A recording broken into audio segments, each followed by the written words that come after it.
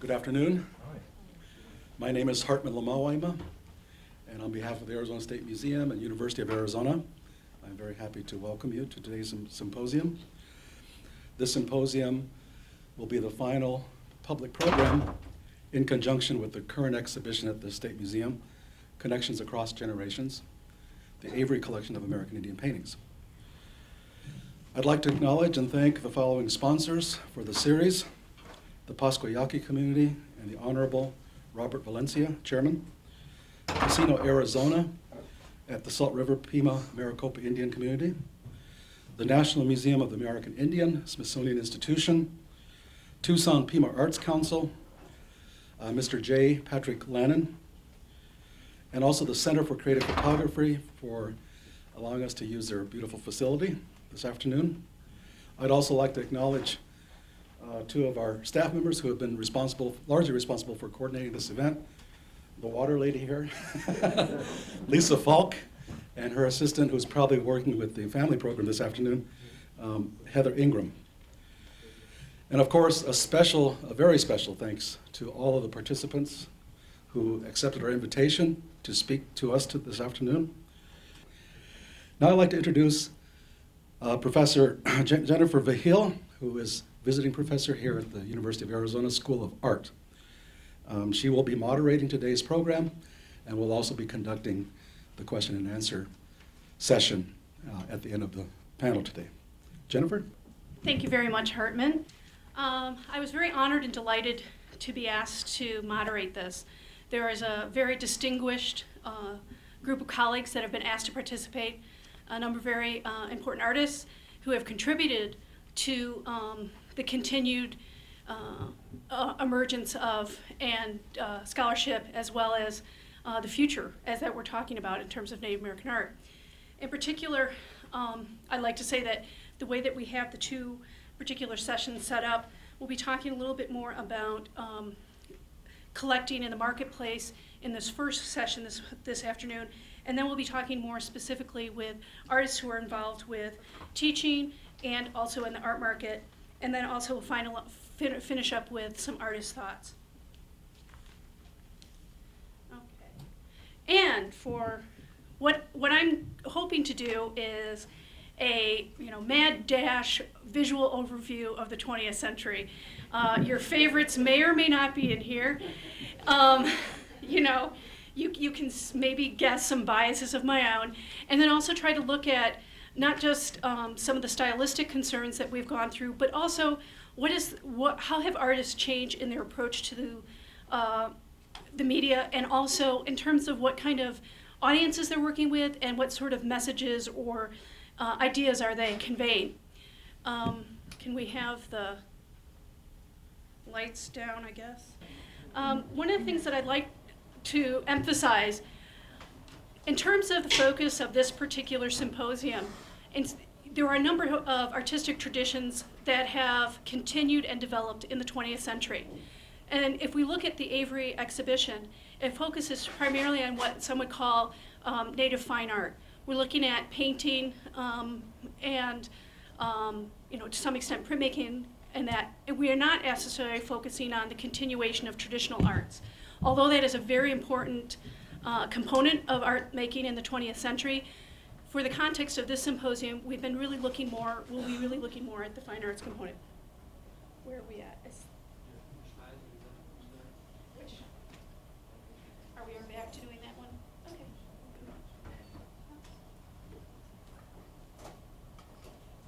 Yay!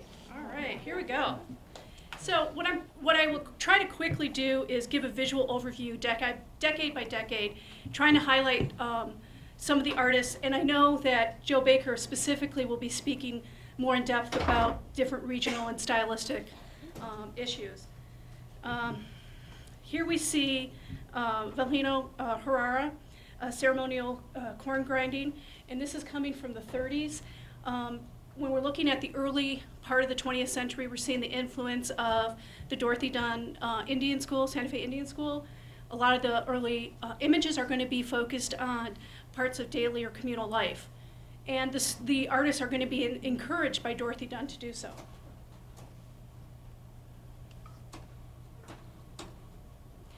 And we have Otis Polonima. You're going to have to help me if I totally slaughter this, Hartman. My Hopi is bad. The New Bride Woman. And this is about from 1930. So these first series that we're going to see are about from the 30 area. Okay. And then we have Quincy Tahoma, a Navajo artist, doing First Furlough. And this is from 1943. So when we're looking at this context, we're seeing the involvement of various Native communities in military action here in World War II. Obviously, Navajo Code Talkers being a significant component for World War II. And to understand and represent both the more traditional elements of cultural life, as well as the realities of how Native people, in this case Navajo, are participating on a national and international level. And then we have Woody Crumbo, and unfortunately I apologize for the poor black and white slide, but in 1946 this piece was done, Land of Enchantment, obviously playing on New Mexico's motto, license plate, all these kind of wonderful things. And we'll see this continual play on words, play on the dynamics, and the way that Native artists, even in the 40s, are well aware of the dynamics that exist between the exchange of consumer and maker. Here you can obviously see some really wonderful stereotypes of the other, the voyeur, as you have the well-endowed white patron in her shorts and her very scrawny child with his glasses, really looking and observing, wanting to check out this. And if you notice that the Navajo weaver and her daughter are both subverting their eyes away from this voyeuristic exchange. And more as we get further into the 20th century, we're going to see more overt responses to these kind of interactions. Harrison Begay, Navajo Weavers, done in 1948. And Begay also served in the war, and so there will be some influences in his work in regards to those kind of aesthetic influences. And we have Carl Sweezy, Arapaho artist, Indians Fighting White Men, and this is a little before 1942.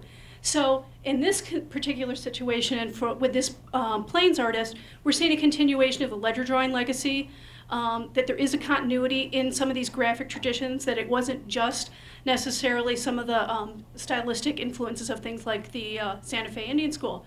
And in this particular case, there's been a long tradition of these narrative recordings of valorous deeds of Plains people. And so this particular style is coming from that ledger drawing history.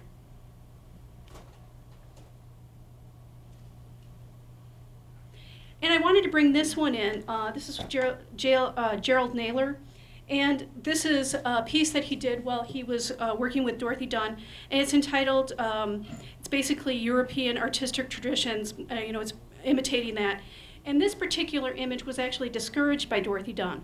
So I wanted to bring this in to talk about the fact that there were specific influences on suggesting and pushing Native artists to certain styles that were deemed more authentic or more indigenous, which we're seeing as more the flat, two-dimensional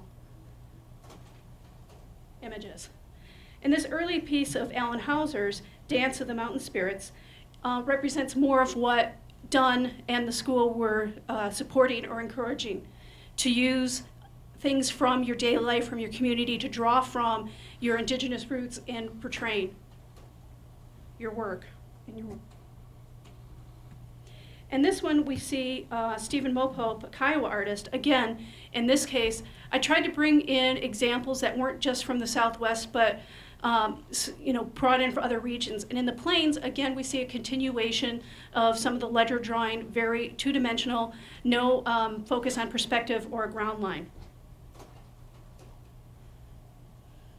And Ernest Smith, a Seneca artist, this was done in 1969. So as we get into the 60s, this particular piece, The Doctrine of Handsome Lake, is focusing again on community-based ideas, but we can see that assimilation or that change has been taken place within Native communities.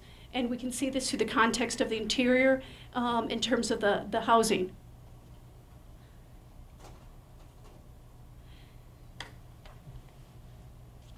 Then we move on again to the Plains area with Oscar Howe, Victory Dance from 1954. So in the 50s, when we see our Oscar Howe's work, much has been discussed about his connections to Cubism. And many have argued against that and saying that, in fact, it is not driven from Cubism, but from his own Lakota experiences. One of his students, Arthur Amiot, has been particularly focused on saying that, from his work with, as when working with Oscar as his student, or as Oscar's student, that he explained to him too that this wasn't necessarily supposed to be a Cubist response to Plains or Lakota issues, but in fact, it was looking at the way that things were divided apart. If one can imagine a spider web, he would say, and how that fractures a scene or light. And that also it's pulling from some of the artistic traditions that exist within the Lakota, be it the parfleche, beadwork, where they're flat planes of color.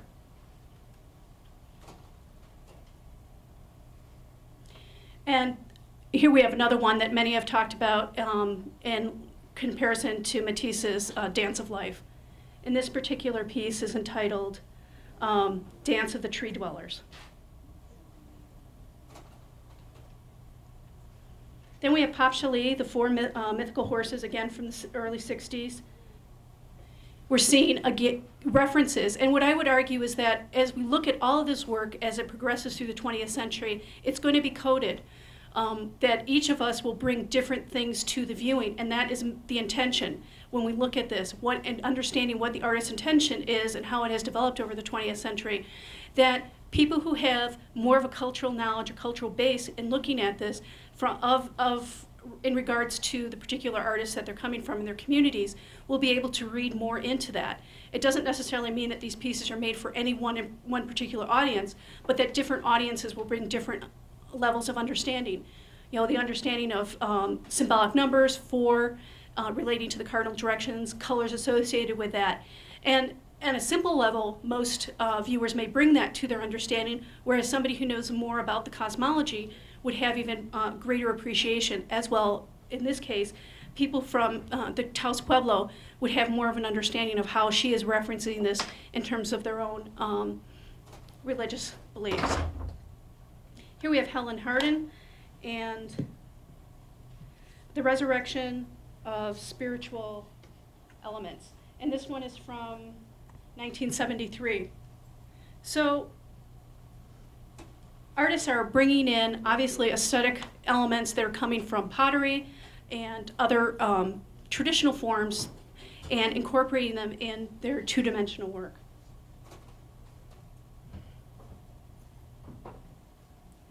Otele Loloma, and we're going to see an adaptation in sculpture as well, and ceramic sculpture.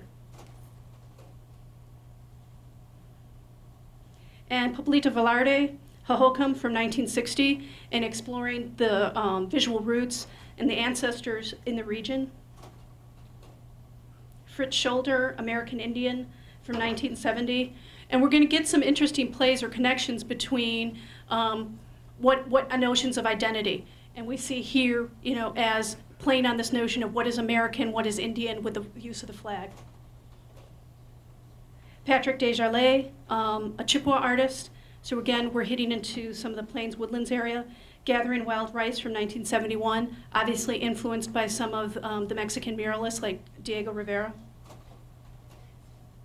And Phyllis Fife, the poet in Painter's Clothing from 1970. So in the 70s, we're going to see a lot of changes too in terms of abstraction and exploring that. And here we have Robert Davidson, Raven Stealing the Moon from 1977, a silkscreen on paper.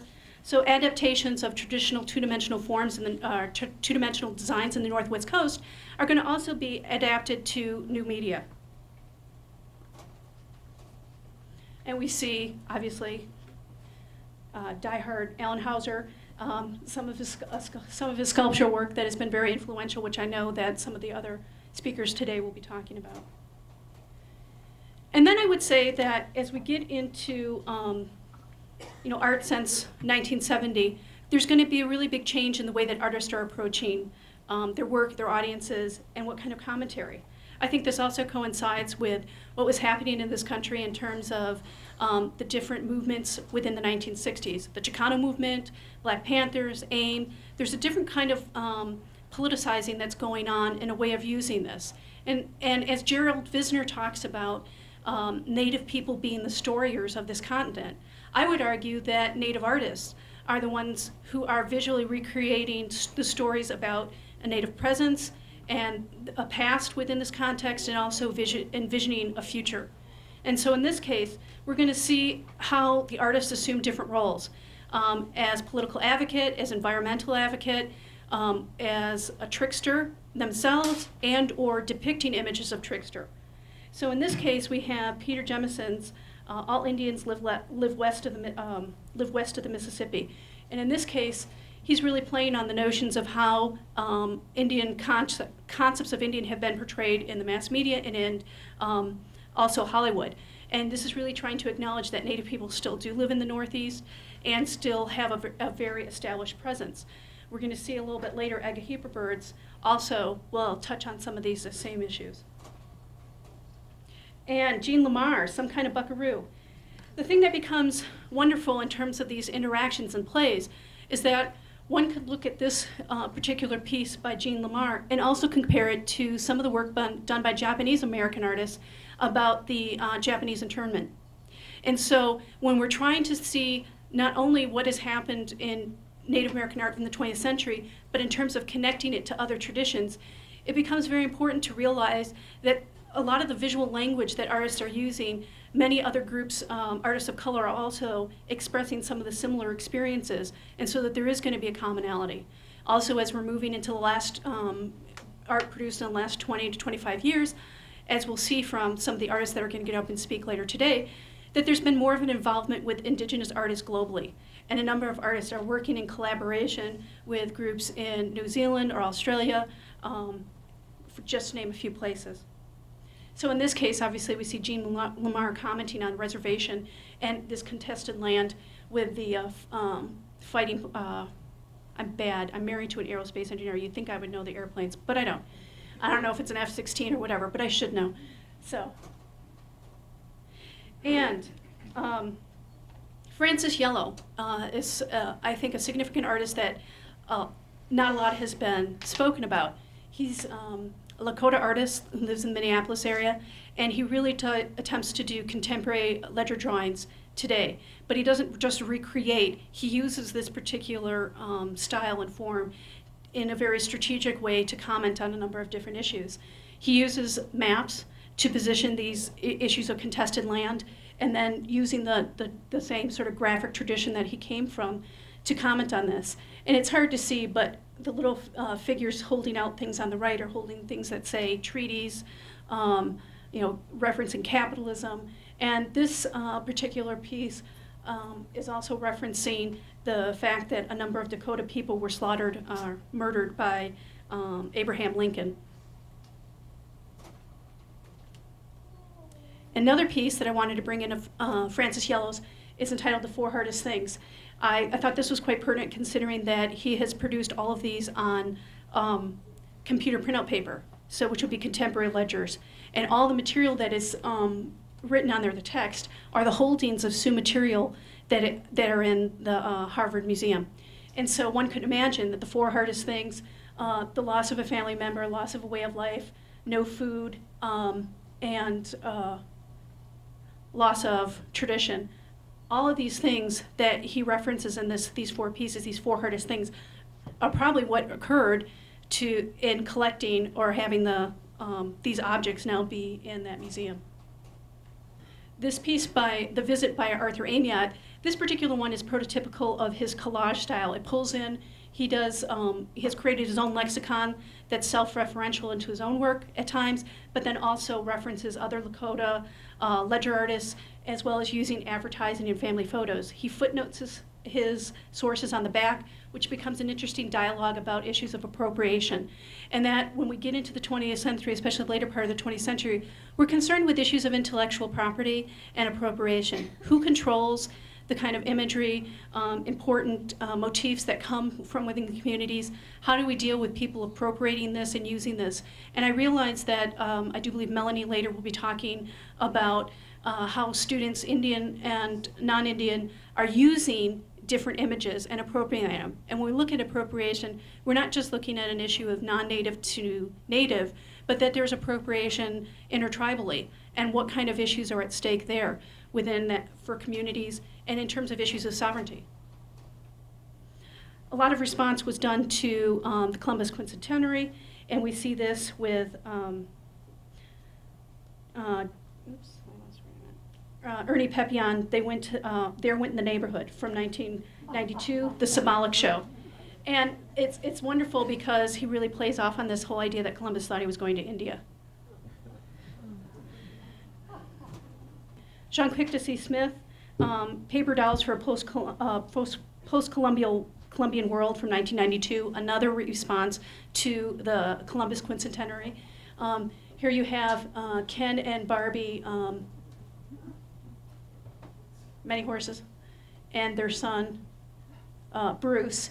And the text refers to some of the critical issues going on, the smallpox that were given, that were used, the original germ warfare. And may I take the moment to comment on how ironic it is that the concern with Iraq is smallpox coming back again, so germ warfare coming around and biting people in the butt.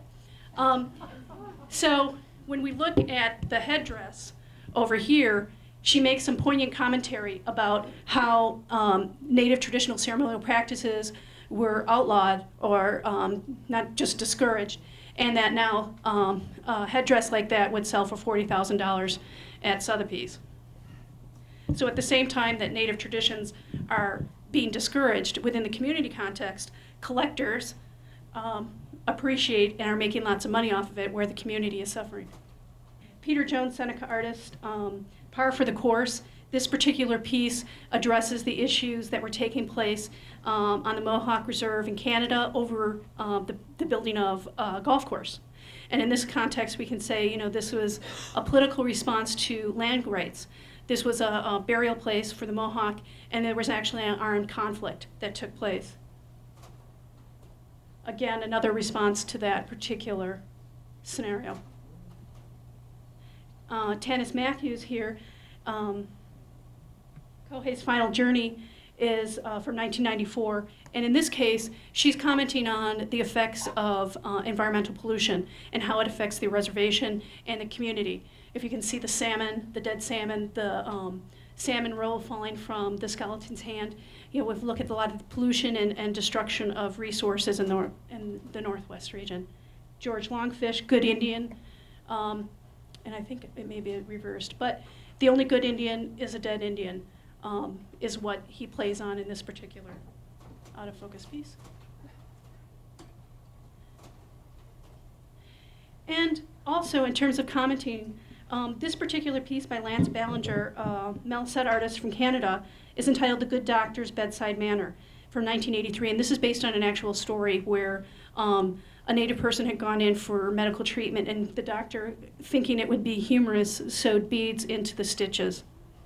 So this deals with the racism, the disregard for Native people. Jane Ashpatwa, Family Blackboard from 1989, and we have a number of artists who have dealt with the issues of boarding schools and their effects on family. Melanie Yazzie, who will be speaking later today, also has done an installation piece in regards to boarding school issues. Here we see Felice Lucero Gutierrez, boarding school series from 1981. And then photography becomes an interesting medium for artists in the 20th century. The play and twisting of the lens, and the voyeur versus object versus subject of the gaze. Here we have Richard Ray Whitman, done from his Street Chief series, where he focuses on the plight of urban Indians who often, Native people who often go to urban areas looking for employment, but find themselves destitute. And it's a poignant statement to be juxtaposed with the use of the Indian brave, so to speak, the warrior, in the advertising and selling for the state of Oklahoma. And Ron Anderson, a Comanche artist, Car Scaffold Burial from 1984. Harry Fonseca, Coyote Leaves the Res from 1982. We can talk about depictions of Trickster, and as the previous one, artist as Trickster. Zig Jackson, using photography, collage, montage, and text to create very poignant images about the appropriation and the connections of in Native art. Shelley Nero, in Red Heels Hard, takes an opportunity to comment on this particular memorial for sort of the unknown Mohawk warrior. And it's also a reference to the Yellow Brick Road and nostalgia. You can't go home. Here we have Roxanne Swenzel, who I thought I would bring in as a sculptural piece, who plays on certain traditions and aesthetic expectations. Obviously, the Kosa being a very marketable, recognizable cultural icon that people like to bring home from the Southwest. Here, the Kosa is peeling off his stripes, and what does that really mean? Lawrence Paul, Coastal Salish, transformation of Bill Wilson. And we're getting into issues then of sovereigns, self-government, self-determination. Jolene Rickard has done a number of installation pieces, and in this particular one, Sky Women Falls on Patriarchy, is from 1995. But the thing to keep in mind too, at the same time that artists are assuming the role in terms of the art world and communicating on things, many Native artists are also taking the role of art historian and a curator, because there are so few people that are out there doing this that, for instance, Jolene Rickard has been a prolific writer who addresses some really critical issues in contemporary Native art. In this piece by Marianne Nicholson, this will be my last piece, and this was her inspiration about a reflection on the notion of place. So in looking at 20th century Native art, where past, present, and future, the role of the artist has changed. And as we move into the later part of the 20th century, issues of cultural appropriation, intellectual property rights become very important issues for contemporary Native artists, as well as self-determination, environmental concerns, land claim rights. And so artists are taking on multiple roles at the same time, as well as being their own promoters. And so what we hope to accomplish today in having a dialogue is to reflect on the different roles that collectors, dealers, museums, and people who, Native-run museums, and we see Truman Lowe later talking about the National Museum of the American Indian. And then we also look at important schools like the Institute of American Indian Art, and Melanie Yazzie will be speaking about a context from a state university in terms of how do you mentor Native students, and how do we deal with the issues of appropriation. Thank you.